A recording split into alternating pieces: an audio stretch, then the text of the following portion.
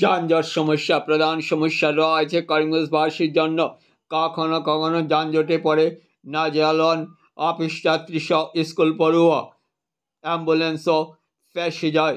এই সমস্যার নিরসনে করিমগঞ্জ ফ্লাইওভার প্রয়োজনীয়তা নিয়ে মিডিয়ার সামনে বিধায়ক কমলাক্ষ কি বললেন তা শুনে নেওয়া যাক। শহরে যে ফ্লাইওভারের কথাটা বলছেন, করিমগঞ্জ শহরে ফ্লাইওভারটা করাটা কিছুটা মুশকিল হবে, সেটা অস্বীকার করছি না। কারণ আমাদের শহরের মেইন রোড বলুন, স্টেশন রোড বলুন, যে দেখা যায় যদি দুই সাইডে দোকান হওয়ার পর সেখানে জায়গাটা কিন্তু একদম ছোট্ট জায়গা। তো সেই ব্যাপারে সেটা টেকনিক্যালি ফিজিবিলিটিরও দরকার আছে, সেগুলো ভালো করে ফিজিবিলিটি দেখা হবে কী করা যায়।